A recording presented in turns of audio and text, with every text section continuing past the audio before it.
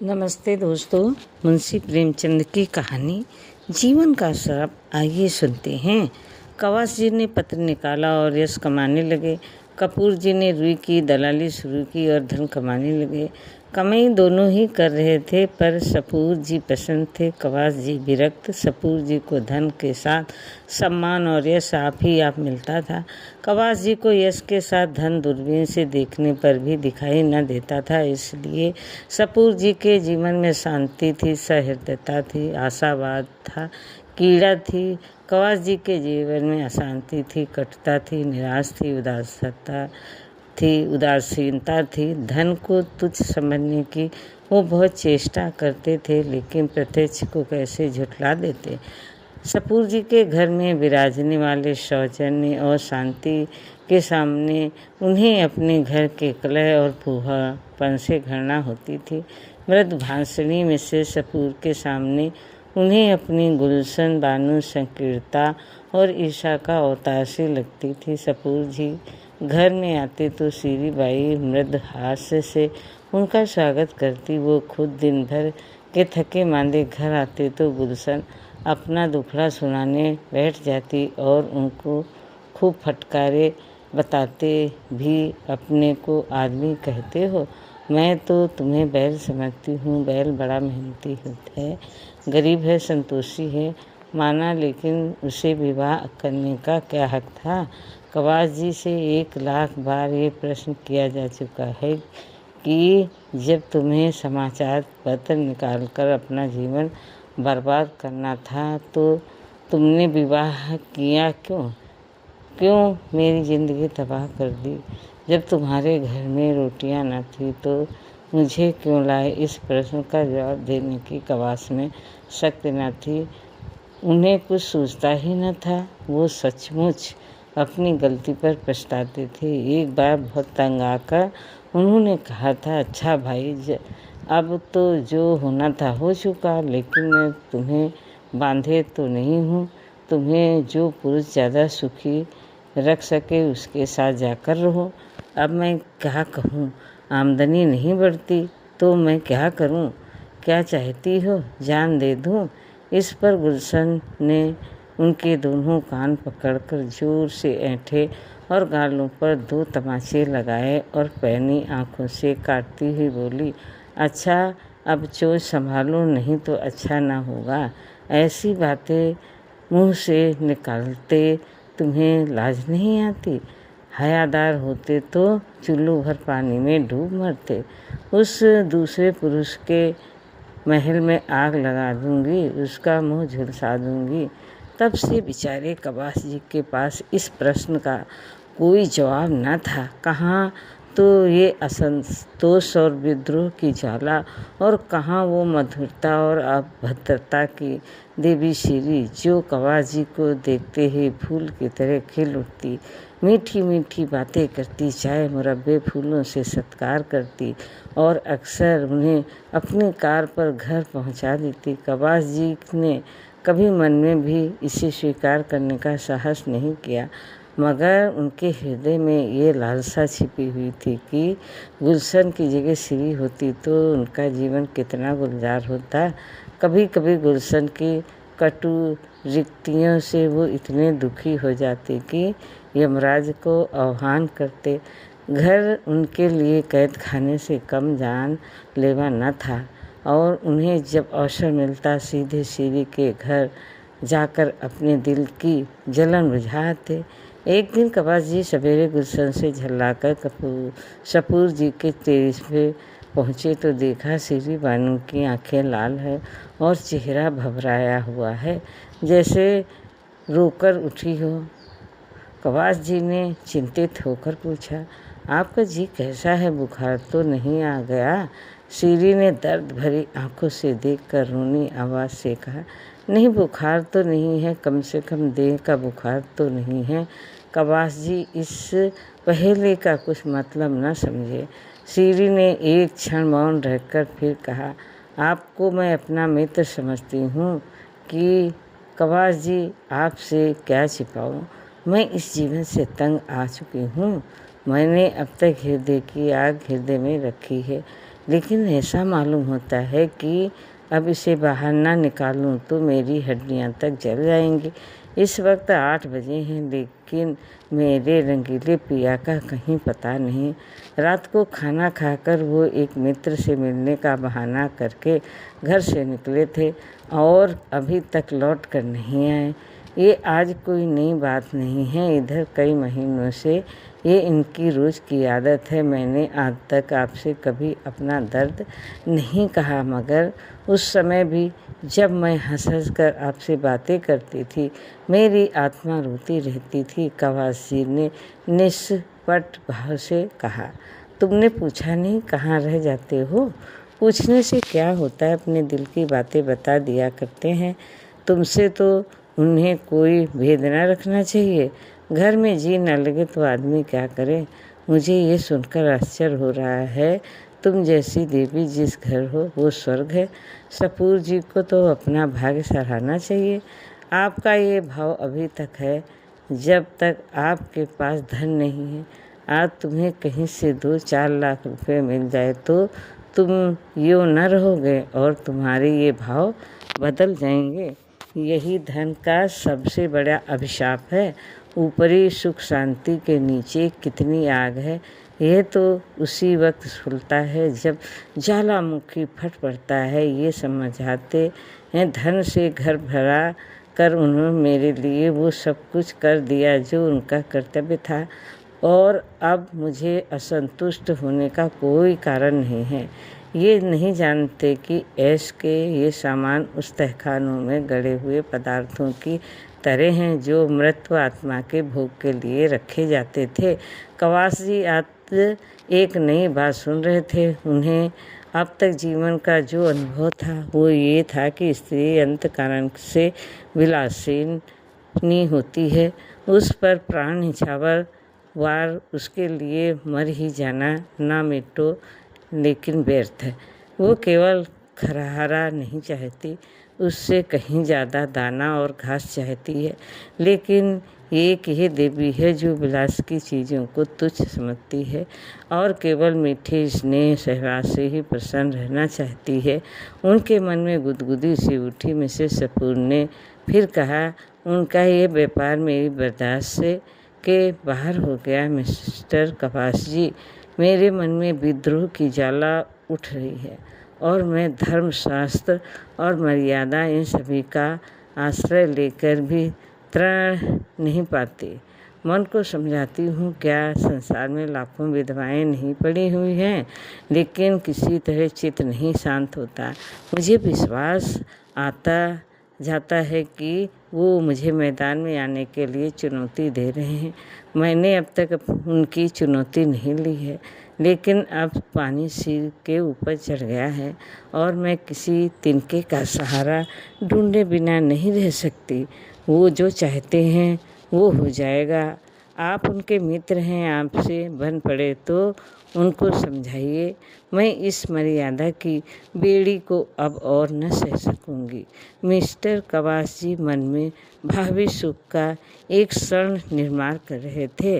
बोले, हाँ, मैं अवश्य समझाऊंगा, ये तो मेरा धर्म है। लेकिन मुझे आशा नहीं है कि मेरे समझाने का उन पर कोई असर हो। मैं तो दरिद्र हूँ, मेरे समझाने का उनकी दृष्टि में मूल ही क्या है। यूँ वो मेरे ऊपर बड़ी कृपा रखते हैं, बस उनकी यही आदत मुझे पसंद है। तुमने इतने दिनों बर्दाश्त किया, यही आश्चर्य है। कोई दूसरी औरत तो एक दिन न सहमत पाती। थोड़ी बहुत तो ये आदत सभी पुरुषों में होती है, लेकिन ऐसे पुरुष की स्त्रियां भी वैसी ही होती हैं। कर्म से न सही, मन से ही सही। मैंने तो सदैव इनको अपना इष्ट देव समझा, किंतु जब पुरुष इतना अर्थी न समझे तो क्या हो। मुझे भय है वो मन में कुछ और न सोच रहे हों। और क्या सोच सकते हैं, आप अनुमान कर सकती हैं। अच्छा वो बात, मगर मेरा अपराध शेर और मेमने वाली कथा आपने नहीं सुने? मिसेस सपूर का एकाएक चुप हो गई। सामने से सपूर जी की कार आती दिखाई दी।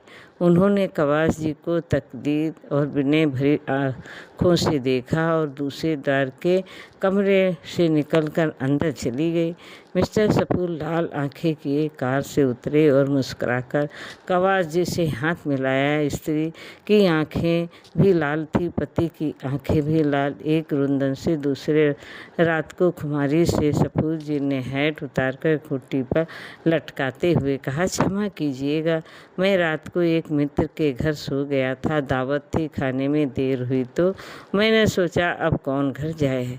कवास जी ने व्यंग मुस्कान के साथ कहा, किसके यहाँ दावत थी? मेरे रिपोर्टर ने तो कोई खबर नहीं दी, जरा मुझे नोट करा दीजिए। उन्होंने जेब से नोटबुक निकाली। सपूर जी ने सतर्क होकर कहा, ऐसा कोई बड़ी दावत नहीं थी जी, 2-4 मित्रों का प्रीति भोज था।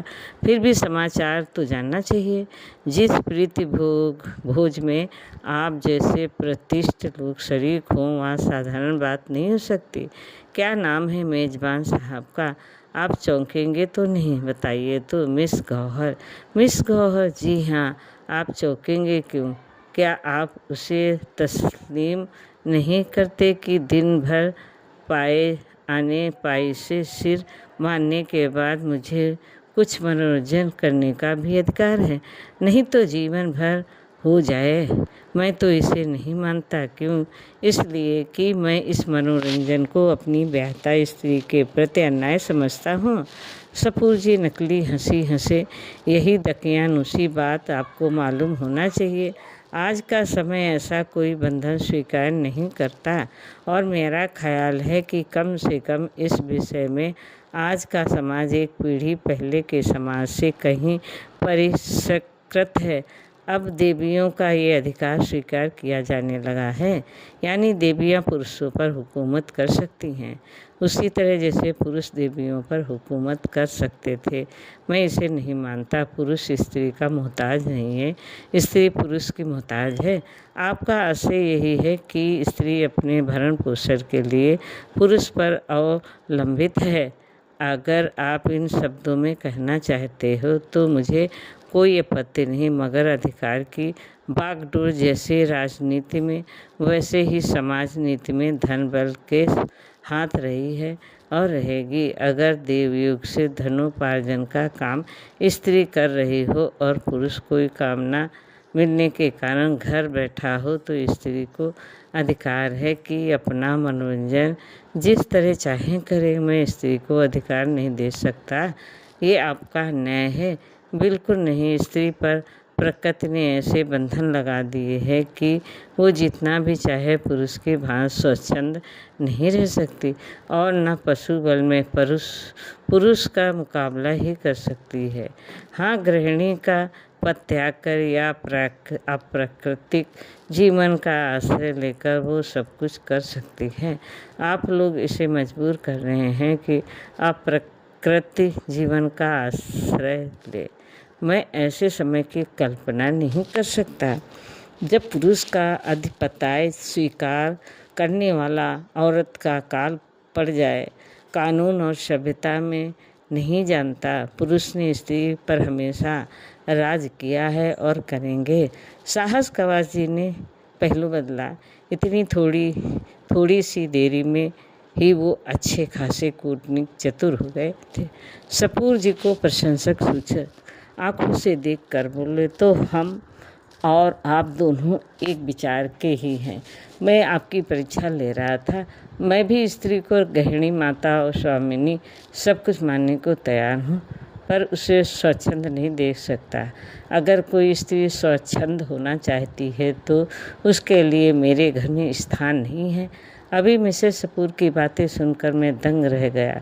मुझे इसकी कल्पना भी न थी कि कोई नारी मन में इतने विद्रोहात्मक भाव को स्थान दे सकती है। मिसेस सपूर की गर्दन की नसें तन गई, नथने फूल गए। कुर्सी से उठकर बोली, अच्छा तो अब सीढ़ी से ये ढंग निकाला। मैं अभी उससे पूछता हूँ, आपके सामने पूछता हूँ, अभी फैसला कर डालूँ, मुझे उसकी परवाह नहीं है, किसी की परवाह नहीं। बेवफा औरत जिसके हृदय में जरा भी संवेदना नहीं, जो मेरे जीवन में जरा सा आनंद भी नहीं कर सह सकती है, मैं उसके आंचल में बंधा बंधा घूमूं।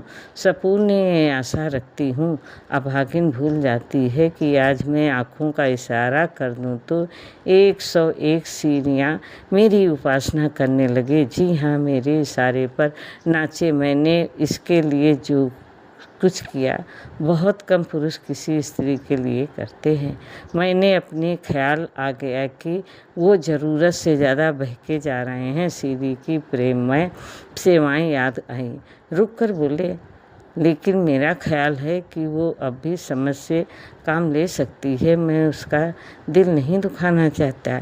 मैं ये भी जानता हूँ कि वो ज़्यादा से ज़्यादा जो कर सकती है वो शिकायत है। इसके आगे बढ़ने की हिम्मत वो नहीं कर सकती है। औरतों को मान लेना बहुत मुश्किल नहीं है, कम से कम मुझे तो यही तजुर्बा है। कवास जी ने खंडन किया। मेरा तजुर्बा तो कुछ और है, हो सकता है, मगर आपके पास खाली बातें हैं, मेरे पास लक्ष्मी का आशीर्वाद है। जब मन में विद्रोह के भाव जम गए तो लक्ष्मी की टाले भी नहीं टाल सकते। सपूर जी ने विचारपूर्ण भाव से कहा, शायद आपका विचार ठीक है। कई दिन के बाद कवास जी की सीरी से पार्क में मुलाकात हुई। वो इसी अवसर की खोज में थे। उनका स्वर्ग तैयार हो चुका था, केवल उसमें सीरी को प्रतिष्ठा करने की कसर थी। उस शुभ दिन की कल्पना में वो पागल से हो रहे थे। गुलशन को उन्होंने उसके मैके भेज दिया था। भेज क्या दिया था, वो रूठ कर चली गई थी। जब सीरी उसकी दरिद्रता का स्वागत कर रही है तो गुलशन की खुशामद क्यों की जाए। लपक कर सीरी से हाथ मिलाया और बोले, आप खूब मिली, मैं आज से आने वाला था। सीरी ने गिला करते हुए कहा, आपकी राह देखते देखते आंखें थक गई। आप भी जबानी हमदर्दी ही करना जानते हैं। आपको क्या खबर, कई दिनों से मेरी आँखों से कितने आंसू बहे हैं। कवास जी ने सीरी बानू की उत्कंठता पूर्ण मुद्रा देखी तो बहुमूल्य रेशमी साड़ी की आपसे और भी दमक उठी थी और उनका हृदय अंदर से बैठा हुआ जान पड़ा। उस छात्र की सी दशा हुई जो आज अंतिम परीक्षा पास कर चुके हों और जीवन का प्रश्न उनके सामने अपने भयंकर रूप में खड़ा हो। काश वो दिन और परीक्षाओं की भूल भुलैया में जीवन के प्रश्नों का आनंद ले सकता। उस स्वप्न के सामने वो सत्य कितना डरावना था।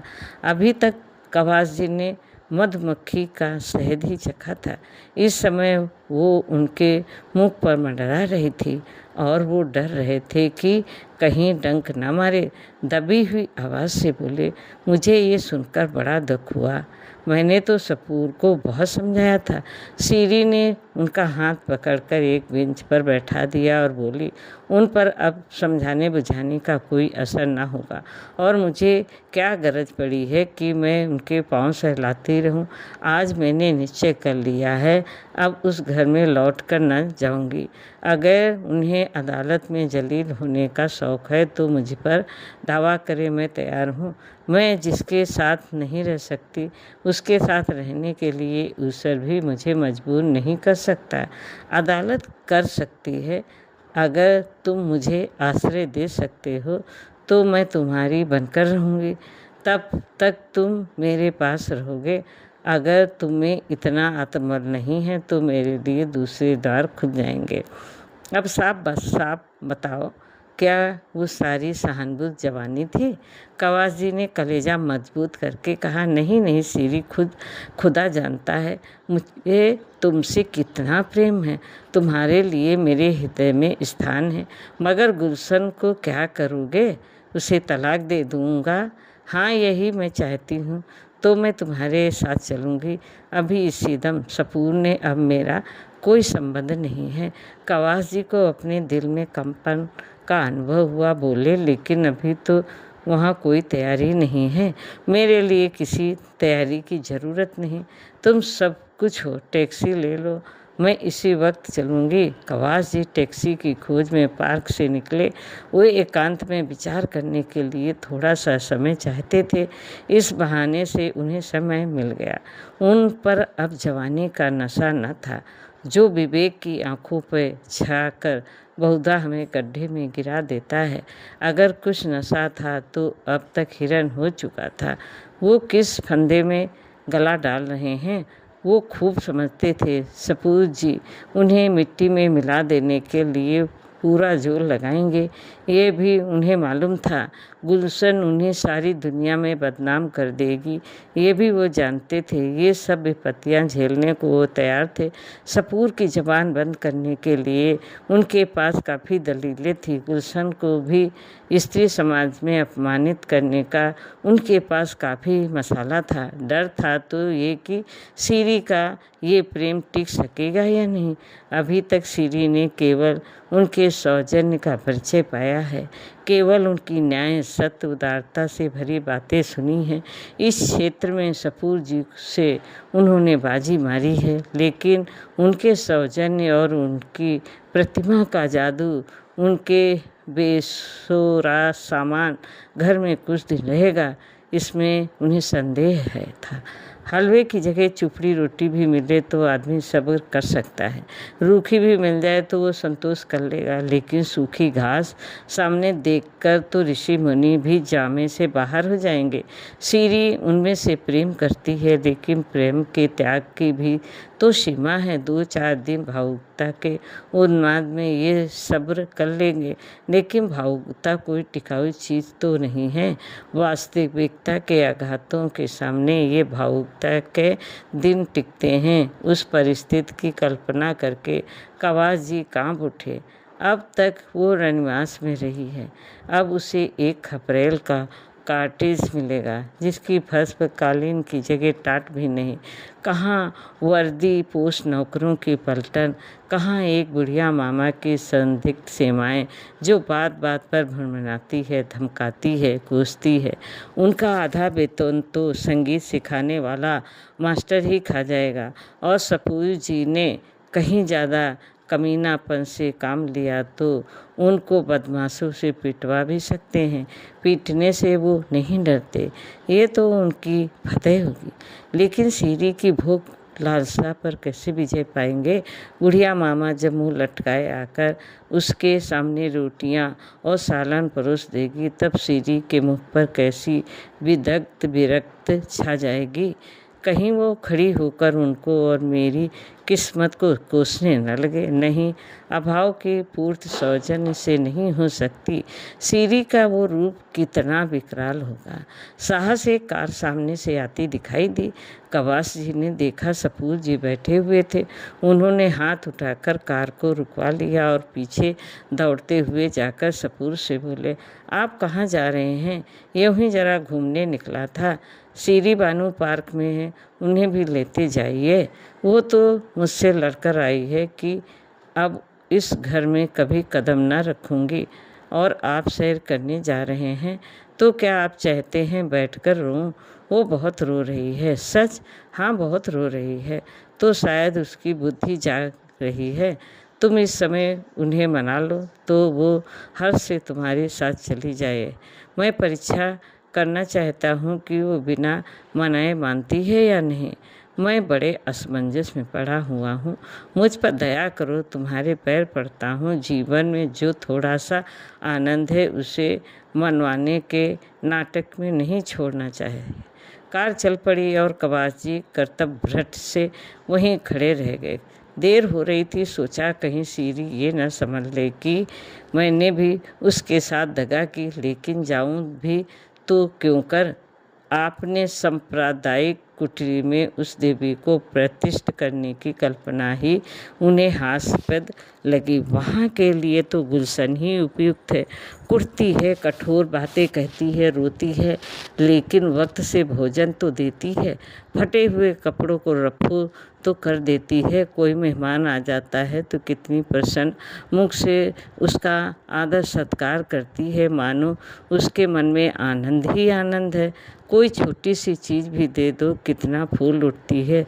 थोड़ी सी तारीफ करके चाहे उससे गुलामी करा लो।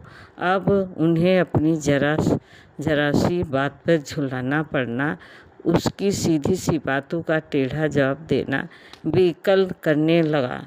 उस दिन उसने यही तो कहा था कि उसकी छोटी बहन की सालगिरह पर कोई उपहार भेजना चाहिए। इसमें बरस पड़ने की कौन सी बात थी। माना वो अपना सांप्रदायिक नोट लिख रहे थे, लेकिन उनके लिए सांप्रदायिक नोट जितना महत्व रखता है, क्या गुलशन के लिए उपहार भेजना उतना ही या उससे ज़्यादा महत्व नहीं रखता। बेशक उनके पास उस समय रुपये न थे, तो क्या वो मीठे शब्दों में ये नहीं कह सकते थे कि डार्लिंग मुझे खेद है, अभी हाथ खाली है, 2-4 रोज में मैं कोई प्रबंध कर दूंगा। ये जवाब सुनकर वो चुप हो जाती और अगर कुछ भुनभुना भी लेती तो उनका क्या बिगड़ जाता था। अपनी टिप्पणियों में इतनी शिष्टता का व्यवहार करते हैं, कलाम जरा भी गर्म पड़ जाए तो गर्दन नापी जाए। गुलशन पर ही वो क्यों बिगाड़ जाते हैं, इसलिए कि वो उनके अधीन हैं और उन्हें रूठ जाने के सिवा कोई दंड नहीं दे सकती। कितनी नीच कायरता है कि हम सबलों के सामने दुम हिलाते हैं और जो हमारे लिए अपने जीवन का बलिदान कर रही है उसे काटने दौड़े। साहस एक तांगा आता दिखाई दिया और सामने आते ही उस पर से एक स्त्री उतरकर उनकी ओर चली। अरे ये तो गुलशन है। उन्होंने आतुरता से आगे बढ़कर उसे गले लगा लिया और बोले, तुम इस वक्त यहाँ कैसे आई? मैं अभी अभी तुम्हारा ही ख्याल कर रहा था कि गुलशन ने गदगद कंठ से कहा। तुम्हारी ही पास जा रही थी, शाम को बरामदे में बैठी तुम्हारा लेख पढ़ रही थी, ना जाने कब झपकी आ गई और मैंने एक बुरा सपना देखा। मारे डर के मेरी नींद खुल गई और तुमसे मिलने चल पड़ी। इस वक्त यहाँ कैसे खड़े हो? कोई दुर्घटना तो नहीं हो गई? रास्ते भर मेरा कलेजा धक रहा था। कवास जी ने आश्वासन देते हुए कहा, मैं तो बहुत अच्छी तरह हूँ। तुमने क्या स्वप्न देखा? मैंने देखा जैसे तुमने एक रमणी को कुछ कहा है और वो तुम्हें बांधकर घसीटते लिए जा रही है। कितना बेहुदा स्वप्न है और तुम्हें इस पर विश्वास भी आ गया। मैं तुमसे कितनी बार कह चुका हूँ, स्वप्न केवल चिंतित मन की कीड़ा है। तुम उसे छिपा रहे हो। कोई न कोई बात हुई है ज़रूर। तुम्हारा चेहरा बोल रहा है। अच्छा, तुम इस वक्त यहाँ क्यों खड़े हो? ये तो तुमने पढ़ने का समय है। यूँ ही जरा घूमने चला आया था। झूठ बोलते हो, खा जाओ मेरे सिर की कसम। अब तुम्हें एतबार ही ना आए तो क्या करूं? कसम क्यों नहीं खाते? कसम को मैं झूठ का अनुमोदन समझता हूँ। गुलशन ने फिर उसके मुख पर तीव्र दृष्टि डाली, फिर एक क्षण के बाद बोली, अच्छी बात है, चलो घर चलें। कवास जी ने मुस्कुराकर कहा, तुम फिर मुझसे लड़ाई करोगी? सरकार से लड़कर भी तुम सरकार की अमलदारी में रहते हो कि नहीं? मैं भी तुम्हें से लड़ूंगी अगर तुम्हारे साथ रहूंगी। हम इसे कब मानते हैं कि ये सरकार की अमलदारी है? ये तो मुंह से कहते हो, तुम्हारा रोआ रोआ इसे स्वीकार करता है, नहीं तो तुम इस वक्त जेल में होते। अच्छा चलो, मैं थोड़ी देर में आता हूँ। मैं अकेली नहीं जाने की। आखिर सुनो, तुम यहाँ क्या कर रहे हो? कवास जी ने बहुत कोशिश की कि गुलशन वहाँ से किसी तरह चली जाए, लेकिन वो जितना ही इस पर जोर देते उतना ही गुलशन का आग्रह भी बढ़ता जाता। आखिर मजबूर होकर कवास जी को सीरी और सपूर के झगड़े का वृत्तांत कहना ही पड़ा। यद्यपि इस नाटक में उनका अपना जो भाग था उसे उन्होंने बड़ी होशियारी से छिपा देने की चेष्टा की। गुलशन ने विचार करके कहा, तो तुम्हें भी ये सनक सवार हुई? कवास जी ने तुरंत प्रतिवाद किया, कैसी सनक? मैंने क्या किया? अब ये तो इंसानियत नहीं है कि एक मित्र की स्त्री मेरी सहायता मांगे और मैं बगले झांकने लगूं। झूठ बोलने के लिए बड़ी अक्ल की ज़रूरत होती है प्यारे, और वो तुम में नहीं है, समझे? चुपके से जाकर श्री बानू को सलाम करो और कहो कि आराम से अपने घर में बैठे। सुख कभी संपूर्ण नहीं मिलता। विधि इतना घोर पक्षपात नहीं कर सकता। गुलाब में कांटे होते हैं। अगर सुख भोगना है तो उसे उसके दोस्त के साथ भोगना पड़ेगा। अभी विज्ञान ने कोई ऐसा उपाय नहीं निकाला कि हम सुख के कांटों को अलग कर सके। मुफ्त का माल उड़ाने वाले को अय्यासी के सिवा और सूझेगी क्या? अगर धन हमारी दुनिया का विलास ना मोल लेना चाहते हो तो वो धन ही कैसा? शीरी के लिए भी वो क्या वे द्वार नहीं खुले हैं? सपूर जी के लिए खुले हैं। उससे कहो सपूर के घर में रहे, उनके धन को भोगे और भूल जाए कि वो सपूर की स्त्री है। उसी तरह जैसे सपूर भूल गया है कि वो शीरी का पति है। जलना और कूटना छोड़कर विलास का आनंद लूटे। उसका धन एक से एक रूपवान विद्वान नौकों को खींच लेगा।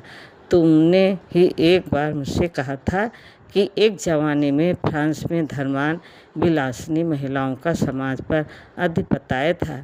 उनके पति सब कुछ देखते थे और मुंह खोलने का साहस न करते थे, और मुंह क्या खोलते, वे खुद इसी धुन में मस्त थे। यही धन का प्रसाद है। तुमसे ना बने तो चलो मैं शीरी को समझा दूँ। अय्यास मर्द की स्त्री अगर अय्यास ना हो तो ये उसकी कायरता है, लतखोरनपन है। कवास जी ने चकित होकर कहा, लेकिन तुम भी तो धन की उपासक हो। गुलशन ने शर्मिंदा होकर कहा, यही तो जीवन का श्राप है।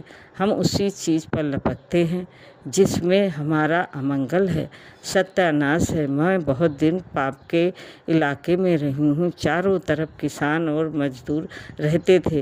बेचारे दिन भर पसीना बहाते थे। शाम को घर जाते अय्यासी और बदमाशी की कहीं नाम न था। और यहाँ शहर में देखती हूँ कि सभी बड़े घरों में यही रोना है। सब के सब हथकंडों से पैसे कमाते हैं और अस्वाभाविक जीवन बिताते हैं। आज तुम्हें कहीं से धन मिल जाए तो तुम भी सपूर बन जाओगे, निश्चय है। दोस्तों, कहानी कैसी लगी लाइक करें, सब्सक्राइब करें। धन्यवाद।